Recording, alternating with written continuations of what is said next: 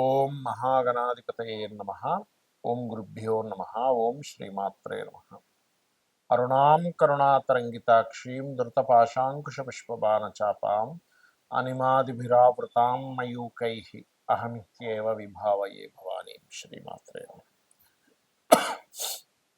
ప్రేక్షకులకి ఆ లలితాంబిక అమ్మవారి యొక్క అనుగ్రహం పరిపూర్ణంగా కలగాలని మనస్ఫూర్తిగా కోరుకుంటూ మనం ఈరోజు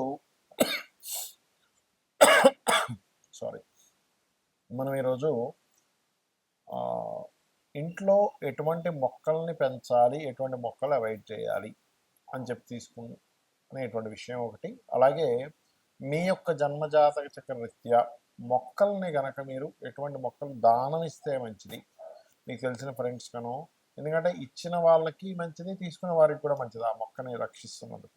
కాబట్టి ఏ ఏ లగ్నాల వాళ్ళు ఇటువంటివి చేయాలి. అలాగే ఒక ఇల్లు కొనుక్కునేటప్పుడు కానీ, ఇంట్లో ఉండేటువంటి నిర్మాణ విషయాల్లో కానీ, ఇంట్లో ఉండేటువంటి వస్తువుల విషయంలో కూడా ఎటువంటి జాగ్రత్తలు తీసుకుంటే మీకు బాగుంటుంది అనే విషయాలు మనం తెలుసుకుందాం. వృశ్చికం వారు సహజంగా వృశ్చికం వారికి ఏంటంటే కాంపిటీషన్ స్పిరిట్ ఎక్కువగా ఉంటుంది, పట్టుదల ఎక్కువగా ఉంటుంది. అయితే మీకు పూర్వజన్మ కర్మని తగ్గించేటువంటి మొక్కలు ఏమిటి?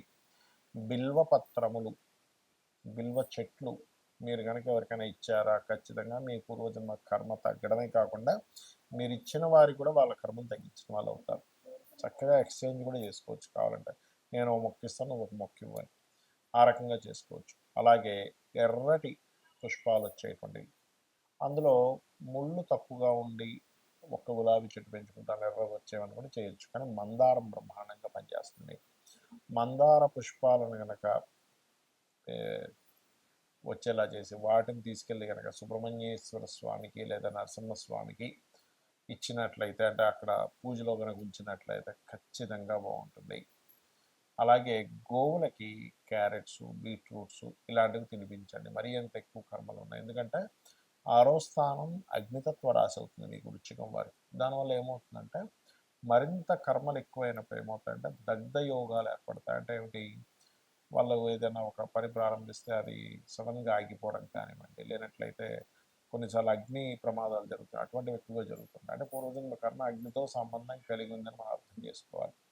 ఆ రకంగా జరుగుతుంటాయి. కాబట్టి ఈ ఎర్రటి పుష్పాలు, పుష్పపరంగా తీసుకుంటే ఎర్రటి పుష్పాలు, లేదా దుంపల పరంగా మేము ఇంట్లో పాదులు అది వేసుకుంటామండి. మంచి చక్కగా ఇంట్లో ఉండే దుంపలు అనుకున్నప్పుడు మీరు చక్కగా దాన్ని క్యారెట్స్, బీట్రూట్స్ అయితే ఇక్కడ ఏంటంటే మీరు రెమెడియల్ పర్పస్లో పెంచేటువంటి మొక్కల్ని మాత్రం ఎప్పుడైనా గుర్తుపెట్టుకోండి. వాటి నుంచి వచ్చేటువంటి పుష్పాలని భగవంతుడికి సమర్పించాలి. వాటి నుంచి వచ్చేటువంటి ఫలాలు ఏమైనా ఉన్నాయనుకో వాటిని కూడా భగవంతుడికి సమర్పించి నలుగురికి పంచడం చేయండి. ముఖ్యంగా మీరు ఒక్కరే తినడం కాదు. అప్పుడు అది రెమెడియల్గా పనిచేస్తుంది. అంతేగాని పెంచేసి ఊరికి నేను తింటుంటే దానివల్ల రెమెడియల్గా పార్ట్ పనిచేయదు. అయితే ఇక్కడ చాలామందికి మొక్కలు పెంచడం ద్వారా ఎందుకు కలగొచ్చు అనిపించవచ్చు. ఆయుర్వేదంలో చూడండి, మనం మొక్క నుంచి ఒక ఔషధాన్ని తీసుకోగానే మనకి హెల్త్ ఇష్యూస్ క్లియర్ అవుతున్నాయి, అవునా కదా? మొక్కల్లో కానివ్వండి, లేనట్లయితే మనకి వృక్షాల్లో కానివ్వండి, కొన్ని మనకి బిల్వ వృక్షం ఉంది, లేనట్లయితే మనకి ఈ రావి చెట్టు, ఈ తులసి చెట్టును అయితే మనం అమ్మవారిగా భావిస్తూ ఉంటాం. అంటే ఏంటి, మొక్కలలో మరియు వృక్షాల్లో కానివ్వండి, చెట్లలో కానివ్వండి కొంతమంది సిద్ధులు కూడా ఉంటారు అని చెప్తుంది శాస్త్రం. అంటే అవి ఏమీ ఎక్స్పెక్ట్ చేయకుండా కేవలం అది ఇవ్వడం వరకే చేస్తూ ఉంటాయి. అలాగే మరొక విషయం ఏంటంటే, సర్వసాధారణంగా అందరూ కూడా ఇంట్లో పెంచుకునేటువంటి మొక్కల్లో పాలు గారేటువంటి మొక్కలు అసలు పెంచకూడదు, గుర్తుపెట్టుకోండి. పాలు ఇచ్చేటువంటి మొక్కలు అస్సలు పెంచకండి.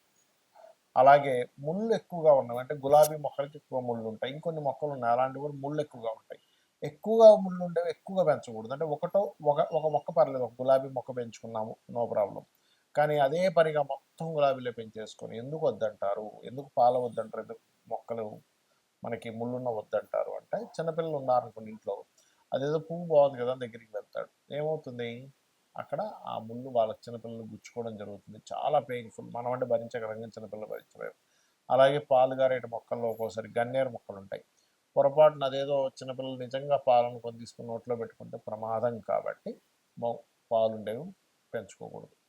ఇక మరొక విషయం ఏంటంటే, ఇక్కడ మనం 6వ స్థానంలో ఏ గ్రహం ఉంటే ఆ గ్రహ సంబంధించిన మొక్క దానం ఇవ్వచ్చు, ఆ గ్రహ సంబంధించిన గోవు తినిపించవచ్చు అని చెప్పుకున్నాం. ఉదాహరణకి రవి ఉన్నాడు అనుకుందాం, గోవుకి గోధుమ రవ్వ తినిపించడము, మరియు వీలైతే ఎర్రటి పుష్పాలు వచ్చేటువంటి మొక్కల్ని దానంగా ఇవ్వడం కానీ పెంచుకోవడం కానీ చేయొచ్చు.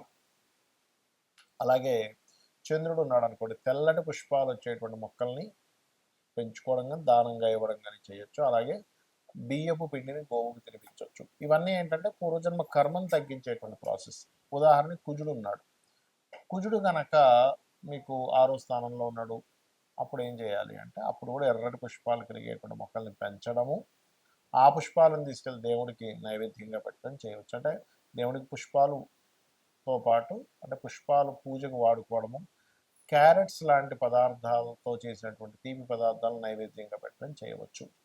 గోవులకు కూడా క్యారెట్స్ తినిపించవచ్చు. అదే ఒకవేళ బుధగ్రహ సంబంధించింది ఉంది, అప్పుడు బిల్వ సంబంధించినటువంటి పత్రాలు, చెట్లను పెంచుకోవడము, వాటిని దానంగా ఇవ్వడం. చూడండి, కొంతమందికి అంటే దానం కిందకి రాదు, దానం అంటే మనం మంత్ర సహితంగా ఇచ్చేటువంటిది. అలా కాకుండా మనం వచ్చినటువంటి గెస్ట్లకి ఇస్తూ ఉంటాం సరదాగా, మీరు పెంచుకోండి మంచిదని. అది తీసుకున్న వాళ్ళకి మంచిదే, ఇచ్చిన వాళ్ళకి మంచిదే, గుర్తుపెట్టుకోండి. ఇప్పుడు దానం ఉందనుకోండి, ఉదాహరణకి పలానా దివాళీ దేవుడు బియ్యం దానంగా ఇవ్వండి, గోధుమలు ఇవ్వండి, నువ్వులు ఇవ్వండి అని చెప్తుంటాం. అదేంటంటే తీసుకున్న వాళ్ళు ఆ దోషాన్ని తీసుకొని మళ్ళీ గాయత్రి జపం చేసుకోవాలి. కానీ ఈ మొక్క విషయంలో అలా కాదు. వృక్షాలను మనం ఎంత రక్షిస్తూ ఉంటే అది వాతావరణాన్ని రక్షించడం ద్వారా, పర్యావరణాన్ని మనం తద్వారా మనం మంచి చేస్తున్నాం కాబట్టి ప్రకృతి మనకు మంచి చేస్తుంటుంది. ఎలా అంటే మనం చూడండి అంటుంటాం, ప్రకృతి మనకిస్తుంది, యూనివర్స్ మనకిస్తుంది అంటే యూనివర్స్ ఇవ్వడం అంటే ఏమీ లేదు. అక్కడ ఏంటంటే మీరు ప్రకృతికి మంచి చేసేటువంటి పని ఏదైతే చేస్తారో, మొక్కల్ని పెంచుకోవడం, మొక్కల్ని వేరే వాళ్ళకి ఇవ్వడం, తద్వారా ఆక్సిజన్ ఎప్పుడైతే పెరుగుతుందో సకల ప్రాణులకు ఆక్సిజన్ కావాలి బ్రతకాలంటే, తద్వారా మీకు మంచి ఇస్తుంది, మీకు ఉండేటువంటి దోషాలు తగ్గుతాయి. Because of natural 6th house అనేది బుధుడు యొక్క స్థానము. బుధుడు మొక్కలకు కారకుడు. అప్పుడు మొక్కలు పెంచడం ద్వారా, మొక్కలు దానంగా ఇవ్వడం ద్వారా, మొక్కల్ని 10 మందికి రక్షించడం ద్వారా 10 మందికి ఇచ్చి ఆ రకంగా మీరు మంచి ఫలితాలు వస్తాయి. అలాగే మనకు ఒక్కోసారి గురువు ఉన్నాడు పంచమంలో పాడైపోయి ఉన్నాడు అంటే ఎవరికి ఉంటాడు సర్వసాధారణంగా 6వ స్థానంలో, పంచమంలో కదా 6వ స్థానంలో, సింహలగ్నానికి గురువు 6లో ఉన్నాడు ఉదాహరణకి. అప్పుడు ఏం చేయాలి అంటే పసుపు రంగు పుష్పాలు వచ్చేటువంటి మొక్కల్ని దానంగా ఇవ్వడం కానీ పెంచడం కానీ చేస్తుండాలి. వాటిని తీసుకెళ్ళి అమ్మవారి దగ్గర, అయ్యవారి దగ్గర పూజకు వాడాలి. మరి అలాగే శుక్రుడు తెలుపు రంగు, అందులో తెలుపు రంగు పుష్పం ఏదైనా అనుకోండి, మల్లెపూలు అనుకోండి, లేకపోతే తెల్ల మందారం అనుకోండి, ఇలాగ చేయొచ్చు. అదేవిధంగా గోవులకు కూడా కాస్త ఈ తీపి చపాతీలు తినిపిస్తే కూడా అప్పుల బాధలు తగ్గుతాయని చెప్తుంది. మరియు అప్పుల బాధలు మరింత ఎక్కువగా ఉండేటువంటి వారు ఓం అపర్ణాయే నమః అనే మంత్రాన్ని చేయొచ్చు. ఇక శని ఏమిటంటే మరి శని ఉంటే అలాగా నలుపు పుష్పాలు ఉంటాయి, నీలరంగు పుష్పాలు ఉంటాయి అంటూ ఉంటారు. అలా కాదు, శని కనుక ఉన్నట్లయితే రావి చెట్టు మొదళ్లలో నీళ్లు వేయడం చాలా మంచిది. అలాగే నువ్వులు పూసేటువంటి కొన్ని మొక్కలు లాంటివి అలాంటివి దానం ఇవ్వచ్చు. అలాంటివి మీరు పెంచుకొని వాటి ద్వారా కూడా మీరు అంటే వాటికి ప్రాణం పోస్తున్నారుగా అది. ఇక రాహు అనుకోండి, ఇక్కడ ఏంటంటే గుమ్మిడి పాదు ఉంటుంది, గుమ్మిడి పాదుని కనుక పెంచగలిగితే చాలా మంచిది రాహు. కేతు అయితే ఏంటంటే చిక్కుడు పాదులు అల్లుకునేటువంటివి ఏవైతే ఉంటాయో మనకి పాదుల్లాగా ఉండేవి కూడా మనకి చేయొచ్చు. ఈ రకంగా మీరు ఈ యొక్క మొక్కల్ని పెంచడం ద్వారా, మరొకరికి ఇవ్వడం ద్వారా ఖచ్చితంగా మీ యొక్క జీవితంలో ప్రకృతి మీకు సహకరించి తీరుతుందో లేటువంటి సందేహం లేదు. శ్రీమాత్రే నమః.